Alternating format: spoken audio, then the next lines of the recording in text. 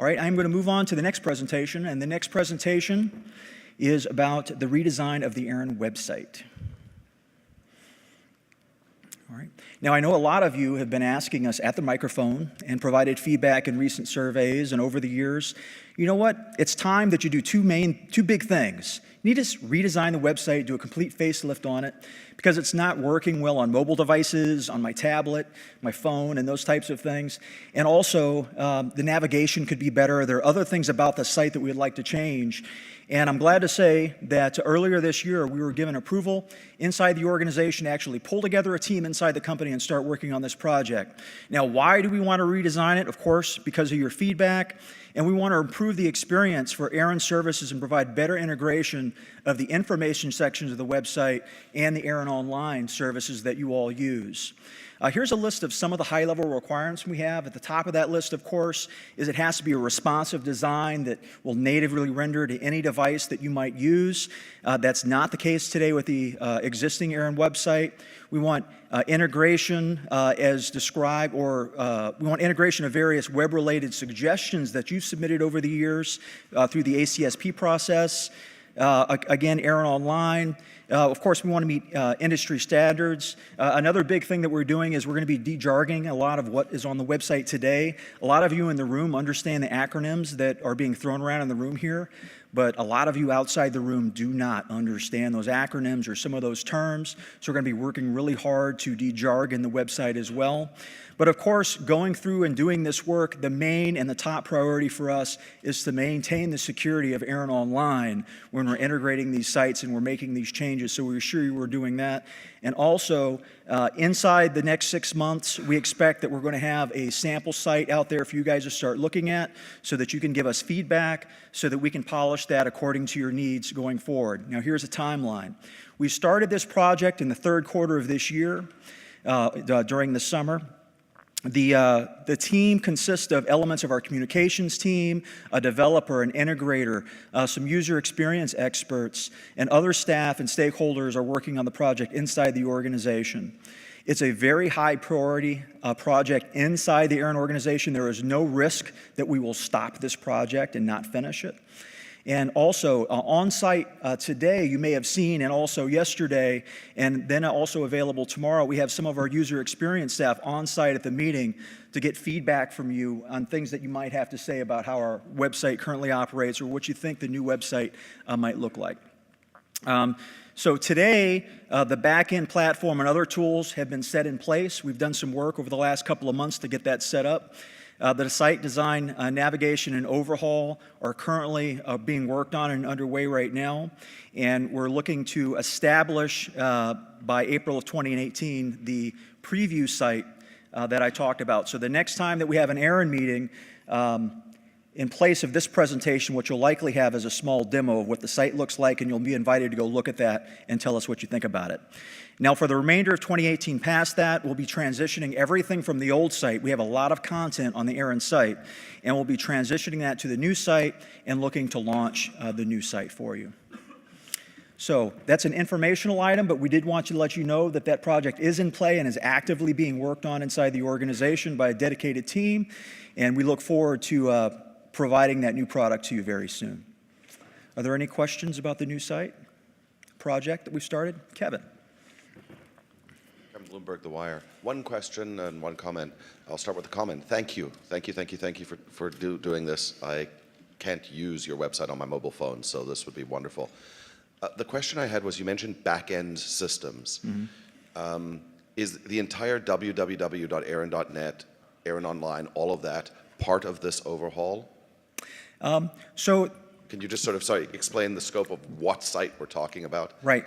We're talking about the ARIN.net site, but also there's going to be some integrations of ARIN Online that may look a little bit different than they do today. So it's all of ARIN.net. Now, what you have right now that's protected inside ARIN Online will remain the same, and we continue to work on improvements inside of that on a monthly basis. I mean, we've been actively working on that for many years. The improvements that we make there will continue. However, the major thrust of this project that I'm talking about is everything that's outside of ARIN Online that lives at ARIN.net. That's being completely overhauled, and being built for a responsive design, including ARIN Online. And including all of the information elements of the website that are not inside ARIN Online. So it does encompass everything inside ARIN.net. However, this project does not interfere with the other improvements that we're also making at the same time with ARIN Online. Yeah. Everything that you see that you use on the ARIN website without logging into ARIN Online will go through significant change, complete redesign. ARIN Online itself will line up with those changes, but is not going through the level of redesign that the ARIN website is. Does that clarify? Partially. So the reason I was asking was you mentioned back-end integrations, et cetera, and I'll use one of the key new features, responsive. Responsive is very important, having a site that works on anything. Responsive to me also is not having to take 18 months to redevelop to keep up with technology. So my only concern is if you're doing a lot of custom integrations, you might not be as responsive to being able to adapt to the change in the web requirements over time. And I would rather have separations, less integrations possibly, but more of a front end for the end users and the new people coming to your site that works. Just a comment. That's effectively what we're doing. We're focusing on the front, what you see when you go to the ARIN website, all the information and the content, we're trying to make sure that's accessible like from your mobile device and your pad. Once you log into ARIN Online, you're in an application, and a lot of the content you're seeing is driven by that application. That's not being as extensively redesigned because it doesn't need it. We've been planning for that for years and years. But the website has a lot of controls, knobs, menus, pull-downs, pop-ups, things that need to be harmonized on a general design interface. And so it's the wrapper, if you think about website content, website wrapper, not the ARIN Online application behind the scenes. Thank you. Good. Remote comment from Marla Azinger. Can anyone be involved in the test site? Do we need to sign up for that?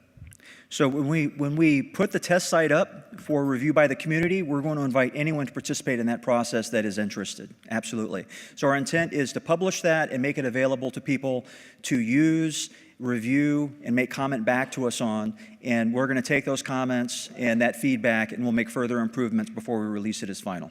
No registration? I do not believe there's going to be a registration window for it. I expect that we'll publish it in a public way so people can see it and provide direct feedback without having to log in or do any sort of special registration. Any other questions? Oh, yes, over there. Kathleen Hunter, Comcast. I did want to thank you guys for opening this up to the users, but as the users, I think it'd be beneficial for as many people as possible to test this out so that we don't complain about it later if something's wrong with it. The other thing that I did want to bring up, since I've tested this already, I don't know if I'm the only one that's noticed this, but there's no modify function for reassigns.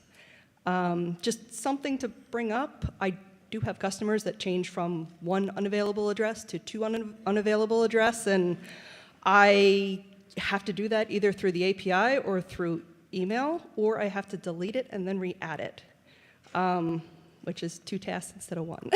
Just so we don't lose track, can a member of the staff get with her so we can put that in the suggestion? I just wanted to bring it up kind of in the public, just to get a feeling if I'm the only one. Did you submit a suggestion to the ARIN? I did. They already have it, yeah. All right, so we will hunt down that one. That's a very valid point. Yeah. The other thing I wanted to bring up was we have all of the policies as they stand now, but we don't necessarily have historical records of what they started as and what they are now.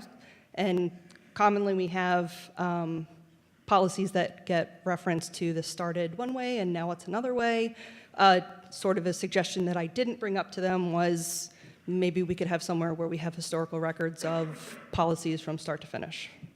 So on the website, if you go to the NRPM, the Number Resource Policy Manual, you go to the box in the upper right, there is a change log. There is, okay. Which references each section, when it changed, and what the policy that was adopted the text before and the text after. Okay, You should have that. It's in the upper right corner of the Okay. NRPM page. awesome. Thanks. All right, thank you.